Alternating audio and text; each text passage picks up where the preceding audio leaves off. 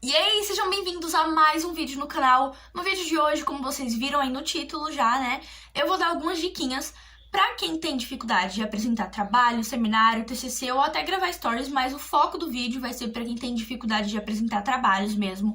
Eu vou dar algumas diquinhas de como fazer slides bons, eficientes, que os professores gostem e que com certeza eles vão te dar uma nota melhor se você colocar essas dicas em prática, porque são dicas minhas, que eu fui evoluindo assim com as minhas apresentações de trabalho ao longo dos 3 anos da ETEC, e também tem dicas de professores meus nesse vídeo, porque no meu primeiro ano do ensino médio eu tinha um caderninho, que já é uma dica pra vocês. Quando começava a apresentação do seminário dos outros grupos, os professores iam falando no final, sabe? Tipo, o seu slide você podia ter colocado isso, faltou isso, ou tipo, eu vou dar nota B porque faltou isso. E aí eu fui vendo alguns tópicos, sempre ia anotando o que os professores falavam, e eu tinha um caderninho onde eu anotava as dicas dos professores pros trabalhos.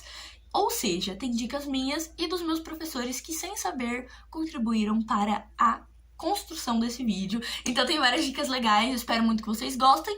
Não se esqueçam de deixar o like, se inscrever no canal se vocês ainda não forem inscritos, porque eu tô um pouquinho ausente, mas se der tudo certo, esse mês vai ter vídeo toda semana, então se inscreve aí pra você não perder. E é isso, cheio de enrolação, e vamos começar o vídeo.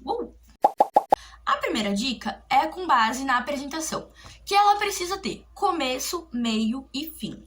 Isso é um ponto muito importante que eu sempre via os professores cobrando, porque a maioria das apresentações até tem um começo, uma introdução e um meio, mas não chega a ter um fim. Então eu vou ensinar também como fazer uma conclusão nesse vídeo.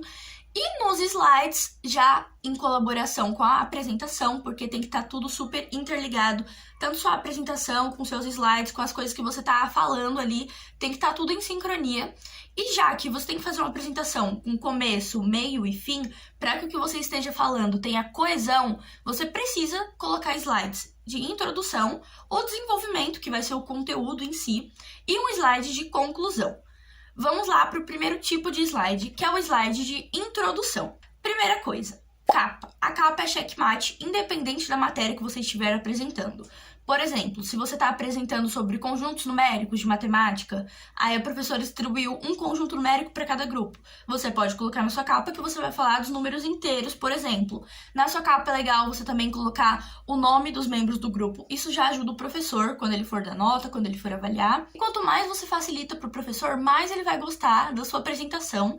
Então é sempre bom você deixar tudo ali de uma maneira bem clara para todo mundo que está assistindo. E com isso, nós temos 3 tipos de introdução. A introdução para a matéria de exatas, eu gosto sempre de fazer com os tópicos abordados. Então, nesse exemplo que eu falei de conjuntos numéricos, você pode colocar lá, nessa apresentação a gente vai falar dos conjuntos numéricos, a gente vai falar dos números reais, dos números primos, e colocar lá os exemplos do que você vai falar em tópicos no seu slide. E os tópicos caem bem para qualquer matéria, então é legal você usar eles em exatas, que é onde geralmente a gente tem essa maior dificuldade de ter um início. Bom, o segundo tipo de introdução é um tipo de introdução que eu recomendo você colocar em matérias de biológicas, nessas matérias assim que tem uns conceitos que geralmente são mais difíceis, porque como eu falei anteriormente, você precisa ser claro, né, e deixar aquilo que você está falando do entendimento de todo mundo. Essa já é uma dica muito boa para quem vai fazer a apresentação de biológicas, que é colocar como se fosse um dicionário, uma parte de conceitos ali na introdução. Então, por exemplo, se você vai fazer uma apresentação sobre reino protista, você pode falar: nessa apresentação nós vamos falar sobre o reino protista, e eu já vou explicar aqui alguns conceitos para vocês não ficarem com dúvidas no meio da apresentação. Então é legal você começar dando como se fosse um dicionário para aquela pessoa que está assistindo sua apresentação, para ela entender melhor alguns termos que você vai usar. E o terceiro e último tipo de introdução, na verdade acho que não é o último, tem mais, você pode ir desenvolvendo por conta própria vários tipos, né? Mas o terceiro que eu vou falar aqui é o de contexto histórico, que é ideal para apresentações de humanas. Então, se você está fazendo um seminário de literatura, de história, por exemplo, de geografia, é bem legal você colocar um contexto histórico daquilo. Como aquilo surgiu, o que fez as pessoas pensarem daquele jeito, por que aquela arte está sendo vista daquela maneira, o que eles estavam vivendo naquele momento. Então é sempre legal você colocar um contexto histórico para mostrar pro pessoal o que influenciou as pessoas a fazer o que elas estavam fazendo naquele determinado período. Bem legal para matérias, por exemplo, artes, literatura e história. Então é isso, esses são 3 tipos de introdução. Bom, a próxima dica que eu vou dar não é mais relacionada aos slides, então a gente já sabe que tem que fazer uma introdução, que tem 3 tipos de introdução diferentes. E agora a gente vai um pouquinho ali para o desenvolvimento da nossa apresentação, onde a gente vai realmente abordar o tema que o professor passou. Assim, a gente já sabe que a gente vai falar, procure só em livros, não procure na internet, mas você não vai fazer isso, você vai procurar na internet. Então você pode fazer o quê? Não vai no primeiro site, copia e cola tudo que você tá lá e faz um resumo daquilo e apresenta aquilo. Não vai ser uma apresentação eficaz e você não vai aprender aquela matéria, que é o ponto mais importante. E já que você precisa aprender, não adianta você ir lá no primeiro site que você vê na internet e copiar tudo. Tem vários canais no YouTube com várias videoaulas, professores super legais que explicam bem direitinho.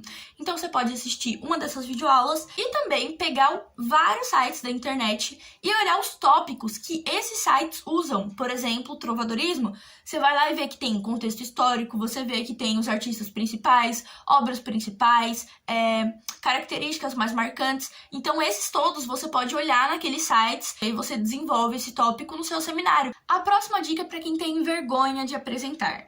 Ou seja, se você sempre foi um bom aluno, se você aprendeu a matéria, se você já usa todas essas dicas que eu falei, mas quando chega lá na frente você tem vergonha de apresentar, de falar realmente com o pessoal, se você tem vergonha, sei lá, de gravar story, essa dica também é pra você, então presta atenção no que eu vou falar. As pessoas estão pensando o quê?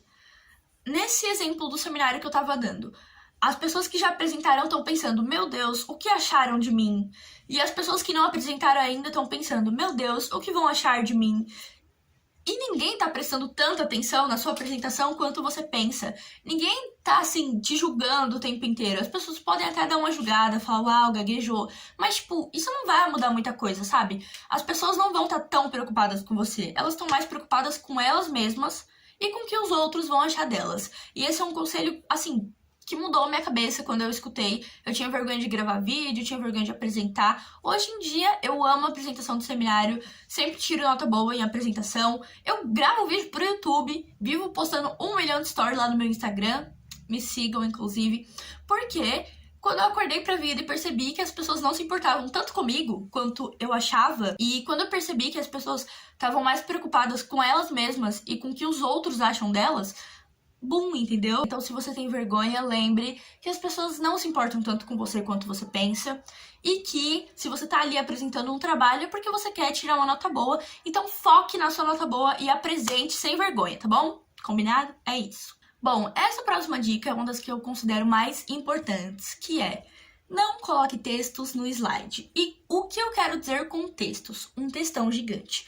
Mas a gente pode colocar outros tipos de textos. Por exemplo, imagens, gráficos e pequenos tópicos. Tópicos são uma coisa que ajudam demais, demais, demais. Porque você saiba que se o professor ver aquele textão no seu slide e ver você lendo aquele textão no seu slide, ele vai pensar o quê? Fulano não sabe o que está falando, está apenas lendo o textão. E é verdade, a gente sabe. Eu mesmo, quando não estudo para uma apresentação, com certeza eu vou querer colocar texto no meu slide, porque eu não vou estar segura de chegar lá na frente, eu não vou saber sobre o tema que eu tô falando. E aí eu vou querer o quê? Encher o meu slide de texto para quando eu chegar lá na frente, eu ter ali como dar uma consultada no meu belo slide. Então, não coloque textos nos slides. Textão.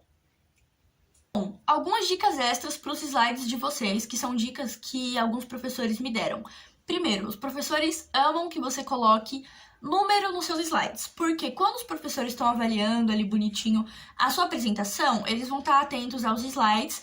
E aí, por exemplo, se eles verem que no slide 5 você escreveu uma palavra errada, que você explicou um conceito mal escrito, e você tiver numerado lá slide 5, eles já vão saber qual é esse slide, isso já vai facilitar, vai poupar o tempo deles de correção do seu trabalho, vai poupar o seu tempo de ficar lá na frente ouvindo o professor reclamar ou elogiar o seu trabalho, e vai poupar o tempo para as outras pessoas apresentarem.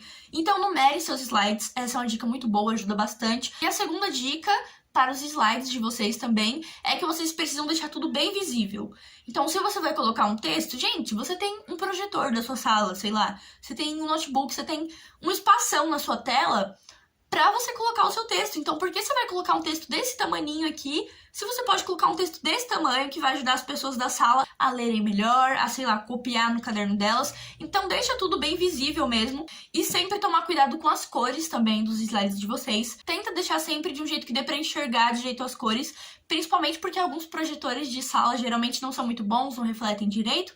Então deixa ali umas cores que dê pra enxergar, o texto de um tamanho que dê pra enxergar também. Mas como fazer uma conclusão para os seus slides, para a sua apresentação de seminário? Você pode começar a sua conclusão com logo, portanto, com isso, hoje aprendemos, esse tipo de coisa que vai dar uma ideia de que tá acabando mesmo a sua apresentação e vai realmente dar uma ideia de conclusão, como se fosse uma redação do Enem. Você pode começar com um desses conectivos, então você pode fazer essa espécie de resumo, de dar, assim, uma enxugada, citar um pouquinho do que você falou naquela apresentação. Você pode também tirar as dúvidas do pessoal. Então, alguém tem alguma dúvida sobre algum tema? E aí que vem a parte que, se você decorou as informações, se você só leu o texto, você não vai saber responder as dúvidas.